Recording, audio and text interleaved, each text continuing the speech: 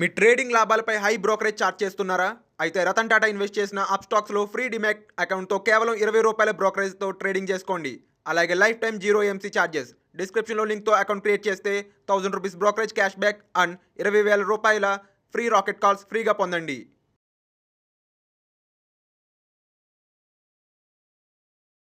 నమస్తే, నేను జీవి సత్యనారాయణ. ఈరోజు 11/8/2022 గురువారం. ఈరోజు ఎలా మార్కెట్ క్లోజ్ అయింది అనేది చూద్దాం.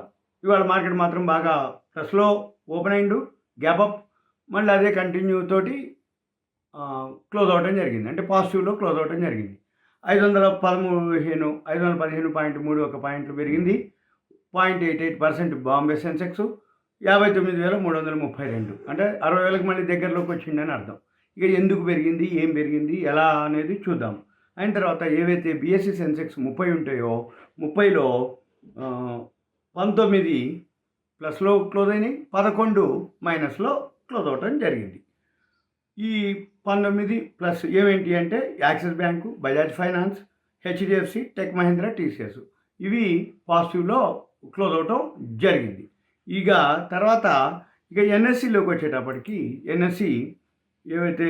ఎన్ఎస్సిలో మనం గమనించినట్టయితే ఎన్ఎస్సి 124.25 పాయింట్లు పెరగడం జరిగింది. ఎన్ఎస్సి బాంబే మన నిఫ్టీ 50 ఏవైతే ఉన్నాయో 29 ప్లస్ 21 మైనస్, అంటే టోటల్ 50. ఈ 50లో 29, 21. తర్వాత ఈరోజు టాప్ గెయినర్స్ మళ్ళీ same axis bank, IndusInd bank, Bajaj finance, HDFC, tech Mahindra ఇవి టాప్ గెయినర్స్గా ఉన్నాయి. టాప్ లూజర్స్ వచ్చి Tata consumer products, Apollo hospital, ITC, NTPC, Hindustan Unilever ఇవి టాప్ లూజర్స్గా ఉన్నాయి. తర్వాత ఇక బాగా పెరిగిన ఏవైతే సెన్సెక్స్లు ఉన్నాయి అనుకోండి, ఉదాహరణకి నిఫ్టీ నెక్స్ట్ 50 346 పెరిగింది. తర్వాత ఇక ఇండియా విక్స్ వచ్చి వోలటాలిటీ ఇండెక్స్ ఏదైతే ఉందో అది 6.29% పడటం జరిగింది. అది 18.35లో ఉన్నదనమాట, అంటే బిలో 20 ఉంది. ఈ ఒక్కరోజే 6.29% ఫాలో అవటం జరిగింది. అంటే మన మార్కెట్లు ఎంత స్ట్రాంగ్ ఉన్నాయి అనే దానికి ఒక ఐడియా కోసం అనమాట. తర్వాత ఇక సెక్టోరల్ వచ్చేటప్పటికి బ్యాంక్ నిఫ్టీ వచ్చి 592 పాయింట్స్ పెరగటం జరిగింది. బ్యాంక్ నిఫ్టీలో 12 ఉంటాయి, 12లో 10 ప్లస్ 2 మైనస్లో క్లోజ్ అవటం జరిగింది. ప్రైవేట్ బ్యాంకింగ్ సెక్టారు 272 పాయింట్లు పెరగటం జరిగింది. ఫైనాన్షియల్ సర్వీసెస్ వచ్చి 278.30లో పెరగడం జరిగింది. ఐటీ బాగా పెరగడం జరిగింది, 532 పాయింట్లు. అంటే ఫస్ట్ బ్యాంకింగ్ సెక్టార్ బాగా పెరిగింది, నెక్స్ట్ వచ్చి ఐటీ సెక్టారు, బిఎస్సి సెన్సెక్స్, ఇక అన్ని విధాల అంటే ఏవో ఒకటి, అంటే ఆటో సెక్టార్ ఒకటి వీక్ ఉంది, ఎఫ్ఎంసీజీ సెక్టార్ ఒకటి వీక్ ఉంది, మీడియా సెక్టారు వీక్ ఉంది. ఇవి జనరల్గా వీక్ ఉన్నటువంటి, మిగిలిన సెక్టార్లన్నీ ఓవరాల్గా పాజిటివ్లోనే క్లోజ్ అవటం జరిగింది. ఇక తర్వాత ఇక మనకి ఈరోజు ఏదైతే టర్న్ ఓవర్ ఉందో, ఇవాళ weekly Nifty, bank Nifty closing day. ఈ వీక్లీ నిఫ్టీ, బ్యాంక్ నిఫ్టీ ఏదైతే క్లోజింగ్ డే ఉందో షార్ట్ కవరింగ్ అనుకోవచ్చు. ఏమేమి జరిగిందో, ఎలా జరిగిందో మనం మళ్ళీ వేరే చెప్తాను. అయిన తర్వాత ఇవాళ టర్న్ ఓవర్ వచ్చి 211,16,367.66 కోట్లు F&Oలో టర్న్ ఓవర్ జరిగింది. Weekly Nifty, bank Nifty closing కాబట్టి 211,16,367.66 కోట్లు. ఇక తర్వాత క్యాష్ మార్కెట్లో టర్న్ ఓవర్ వచ్చి 53,805.63 కోట్లు క్యాష్ మార్కెట్లో టర్న్ ఓవర్ జరిగింది. ఇక తర్వాత ఎందుకు అనేది చూద్దాం మనం. ఈరోజు మార్కెట్లు పాజిటివ్లో క్లోజ్ అవ్వడానికి రీజన్ ఏంటిదో చూద్దాం మనం. ఈ ఒక మెయిన్ రీజన్ ఏంటిది అంటే, అమెరికాలో రాత్రి సిపిఐ కన్జ్యూమర్ ప్రైస్ ఇండెక్స్, అది ఇన్ఫ్లేషన్, సింపుల్గా ఇన్ఫ్లేషన్ వర్డ్ అనేది ఇన్ఫ్లేషను, సిపిఐ అంటారు, కన్జ్యూమర్ ప్రైస్ ఇండెక్స్, అదే టర్మినాలజీ వర్డు, ఇన్ఫ్లేషన్కి టర్మినాలజీ వర్డు. అయితే ఈ ఇన్ఫ్లేషన్ ఏదైతే ఉందో జూన్లో 9.1 రావటం జరిగింది. నిన్న జూలై మంత్ది 8.5గా రావటం జరిగింది. అంటే ఎక్స్పెక్టేషన్ ఏంటిది 8.7 ఏదైతే ఎక్స్పెక్ట్ చేస్తుందో మార్కెట్, 8.5 వచ్చేటప్పటికి 0.2% తగ్గింది అనే ఉద్దేశంతో రాత్రి గ్లోబల్ మార్కెట్లు, అంటే యుఎస్ మార్కెట్లు బాగా పెరగటం జరిగింది. మన మార్కెట్లు కూడా, ఏషియన్ మార్కెట్లు బాగా పెరగడం జరిగింది. దాంతోపాటు మన ఏషియన్ మార్కెట్లు పెరగటం, దాంతోపాటు మంది గ్యాప్ అప్ తోటి ఓపెన్ అవటం జరిగింది. ఇది మన నిఫ్టీ కానీ బిఎస్సి సెన్సెక్స్ కానీ. అయిన తర్వాత ఇప్పుడు మిక్స్డ్లో క్లోజ్ అయినాయి ఏవి కొన్ని ఏషియన్ మార్కెట్లు. మళ్ళీ యూరోపియన్ మార్కెట్లు మాత్రం మైనస్లోనే రన్ అవుతున్నాయి. కానీ మంది మాత్రం ఒకటి షార్ట్ కవరింగ్ అనుకోవచ్చు, రెండోది యూరోపియన్ మార్కెట్లు మైనస్లో నడుస్తున్నా కానీ మందెందుకు అంటే weekly Nifty bank Nifty closing అనేది ఒక రీజన్ కాబట్టి మన మార్కెట్లు ఈరోజు అంటే పెరగడానికి ఒక రీజన్ అనుకోవచ్చు. ఇక తర్వాత ఇప్పుడు ఇక న్యూస్లోకి వెళ్దాం మళ్ళీ. అంటే ఎందుకు అనే దానికి ఒకటేంటిది అమెరికాలో ఏదైతే ఇన్ఫ్లేషన్ అనుకున్న దానికంటే అనేది ఒకటి. నెంబర్ 2 మన ఇండియా ఇన్ఫ్లేషన్ కూడా తగ్గుతుంది అనేది ఒక అనమాట. అంటే ఏంది మనం కొనుక్కునేటటువంటి ఏవైతే ధరలు ఫుడ్ ప్రైసెస్ అవన్నీ కూడా ఈ వారం ఈ మంత్ తగ్గినాయి అనేది ఒక న్యూస్. దాంతో మన ఇన్ఫ్లేషన్ కూడా తగ్గుతుంది అనేది ఒక న్యూస్ అనమాట. దాంతోపాటు ఒకటి పెరగటం, మళ్ళీ ఎఫ్ఐఐలు కంటిన్యూగా పెరగటం, బయింగ్లోకి వచ్చిండ్రు. ఎఫ్ఐఐలు మొత్తం ఈ ఆగస్టు మొత్తం బయింగ్లోనే ఉన్నారు.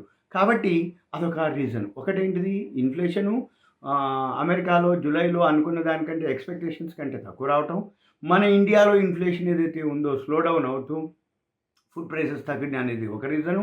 మూడో రీజన్ వచ్చి ఎఫ్ఐఐలు కంటిన్యూగా బయింగ్లోకి ఆగస్ట్ మంత్ రావటం, మళ్ళీ జూన్ క్వార్టర్ రిజల్ట్స్ ఏవైతే ఉన్నాయో ఫస్ట్ క్వార్టర్ రిజల్ట్స్ అన్నీ చాలా బాగా రావటం. అంటే నిఫ్టీ 50 అనుకోండి, బిఎస్సి సెన్సెక్స్ అనుకోండి, ఎఫ్ఎండ్ఓలో అనుకోండి, అవన్నీ కూడా మ్యాక్సిమం కంపెనీస్ ఏవైతే నిఫ్టీ 50లో ఉన్నాయో అవన్నీ కూడా పాజిటివ్లోనే ఫస్ట్ క్వార్టర్ రిజల్ట్స్ రావటం జరిగింది.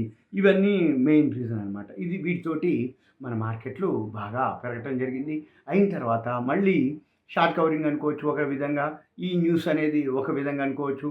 ఇంకొకటి మన weekly Nifty bank Nifty closing అనుకోవచ్చు.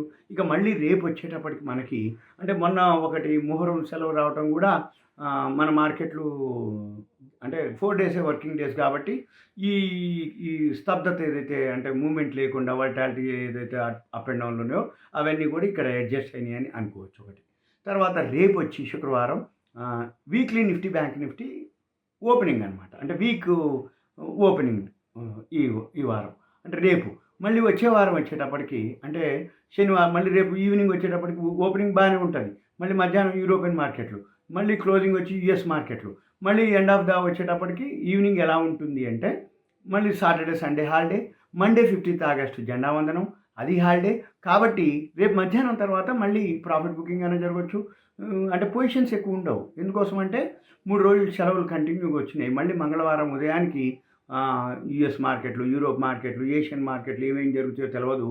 కాబట్టి అప్పుడు మళ్ళీ మంగళవారం ఉదయానికి ఒకటి తెలుస్తుంది. ఇక నెక్స్ట్ వచ్చి మనం గమనించాల్సింది ఏమిటి అంటే ఇక ఈ ఏవైతే మార్కెట్లు ఉన్నాయో పెద్దగా న్యూస్ లేవు, ఈవెంట్స్ అయిపోయినట్టే.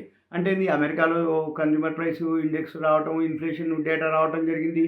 ఈవెంట్స్ ఏవైతే అంటే వడ్డీ రేట్ల అనౌన్స్మెంట్ జరిగిపోయింది. మన ఇండియాలో ఆర్బీఐ గవర్నర్ వడ్డీ రేట్లు అనౌన్స్ చేయడం జరిగింది. First quarter results almost all complete అవ్వడం జరిగింది. ఇంకేవైతే బ్యాలెన్స్ మిగిలిపోయినాయో అవి వస్తూనే ఉన్నాయి. కాకపోతే ఏంటంటే మేజర్ కంపెనీస్ అయిపోవటం ఉన్నాయి, బ్యాలెన్స్ ఏవో కొన్ని ఉన్నాయి కానీ అవి నెగ్లిజిబుల్ అనమాట. అంటే వస్తూనే ఉంటాయి అన్నట్టు కంటిన్యూగా. జనరల్గా ఫస్ట్ వచ్చినాయి అన్నీ మంచి రిజల్ట్స్ ఉన్నాయి. ఇప్పుడు కూడా చాలా వరకు అనౌన్స్ చేసి కొన్ని మంచివి ఉంటాయి, కొన్ని మామూలుగా ఉంటాయి. మనం దాన్ని బట్టి మనం ఫాలో అవ్వాల్సి ఉంటుంది.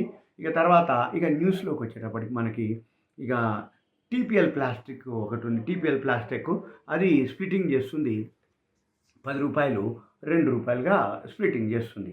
తర్వాత శ్యామ్ సెంచురీ ఫెర్రస్ లిమిటెడ్ ఉంది, అది బైబ్యాక్ చేస్తుంది ₹28గా. తర్వాత M&M Mahindra and Mahindra launch చేస్తుంది 15th ఆగస్ట్కి XUV 700 model, XUV 900 model. ఆ రెండు కూడా ఎలక్ట్రిక్ వెహికల్స్. మహీంద్రా వాళ్ళు XUV 700 XUV 900 electric vehicles 15th ఆగస్ట్కి లాంచ్ చేస్తారు మహీంద్రా.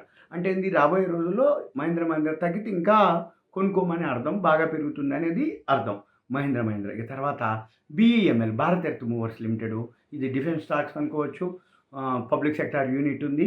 ఇది 18/8కి డీమెర్జర్ గురించి మీటింగ్ ఉంది. అంటే ల్యాండ్ అసెట్స్ ఉన్నాయి, అవి షేర్స్ అవి అమ్మకం కోసం అది ఆర్డర్స్ ఉన్నాయన్నమాట. కెమరూన్ క్యాసవా ప్రాజెక్ట్ అనమాట. కెమరూన్ క్యాసవా ప్రాజెక్ట్ అనేది 18 ఆగస్టుకి బోర్డు మీటింగ్ ఉంది. అక్కడ డీమెర్జర్ అవుతుంది. అది అంటే ల్యాండ్ ఒకటి ఉంది ఎసెట్, అది వాళ్ళు బిఎంఎల్, అందుకని వాళ్ళ పాజిటివ్లో అది పెరగడానికి బాగా రీజన్ ఒకటి.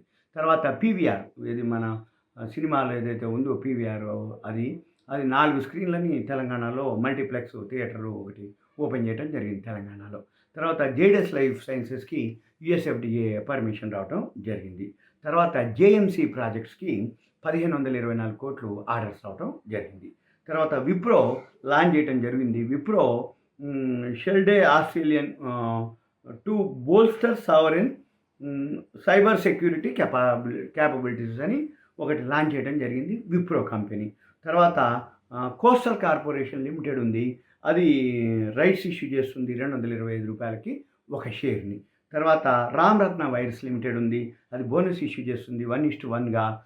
బోర్డు రికార్డ్ డేట్ వచ్చి సెప్టెంబర్ 27వ తారీఖు డేట్ అనౌన్స్ చేయడం జరిగింది. తర్వాత వీరం సెక్యూరిటీస్ ఒకటి బోనస్ అనౌన్స్ చేస్తుంది, అది 1కి 4 షేర్లుగా ఇస్తుంది అనమాట. అంటే 100 ఉంటే 4 షేర్లు 400 బోనసే ఇస్తుంది అన్నట్టు. తర్వాత రూబీ మిల్స్ కూడా బోనస్ ఇష్యూ చేస్తుంది, అది 1:1గా సెప్టెంబర్ 19కి రికార్డ్ డేట్గా అనౌన్స్ చేయడం జరిగింది. తర్వాత కోల్టే పాటిల్ డెవలపర్స్ ఉంది, అది 1400 కోట్లకి ఒక కంపెనీని ఎక్వైర్ చేయడం జరిగింది, అది అవుట్ రైట్ బేసిస్ అనమాట. కివాలే పూణే ఏరియాలో 2.5 మిలియన్ స్క్వేర్ ఫీటు సేలబుల్ ఏరియాని వీళ్ళు ఎక్వైర్ చేయడం జరిగింది 1400 కోట్ల రూపాయలకి, కోల్టే పాటిల్ డెవలపర్స్. తర్వాత భారతీయ ఎయిర్టెల్ 5000 సిటీలలో ఆగస్టులోనే 5G ఓపెన్ చేసే ఆలోచనలోని ఉన్నారు. ఈ ఆగస్టులోనే వాళ్ళు ఓపెన్ చేస్తామని అంటున్నారు. అంటే 5G ఏదైతే ఉందో 4G బదులు 5G ఇప్పుడు మనకి వచ్చేస్తుంది అన్నట్టు ఈ ఆగస్టు మంత్లోనే ఎయిర్టెల్ వాళ్ళది. తర్వాత 5000 సిటీస్లో ఓపెన్ అవుతుంది. తర్వాత యుఎస్ ఇన్ఫ్లేషన్ ఏదైతే ఉందో ఎక్స్పెక్టేషన్ కంటే తక్కువ రావటం, అది మార్కెట్కి ఎఫ్ఐఎల్ కంటిన్యూగా పెరగటం. ఎఫ్ఐఎల్ నిన్న కూడా బయింగ్లోకి రావటం 1161.88 కోట్లు వాళ్ళు బయింగ్లో రావటం జరిగింది. డిఏ 768.45 కోట్లు సెల్ చేయటం జరిగింది. ఇవి సింపుల్గా మనకి ఈరోజు న్యూసు. మరలా మనకి నేను రేపు మీకు పోస్ట్ మార్కెట్ గురించి మళ్ళీ విశ్లేషిస్తాను. ఇది మీకు ఒక ఐడియా కోసం. మీకు ఇటువంటి పోస్ట్ మార్కెట్, ప్రీ మార్కెట్ కానీ ఇటువంటి ఇన్ఫర్మేషన్ కావాలి అనుకుంటే మీ పేరు, ఏరియా, మీరు ఎక్కడుంటారో మీ ఊరు పేరు కానీ మీ పేరు, ఆ రెండు కూడా నాకు వాట్సాప్ మెసేజ్ పెడితే నేను గ్రూప్లో యాడ్ చేసి మీకు ఫర్దర్ ఇన్ఫర్మేషన్ ఇవ్వడానికి వీలవుతుంది. సుమన్ టీవీ ప్రేక్షకులకు ధన్యవాదాలు. Thank you. సెలవు.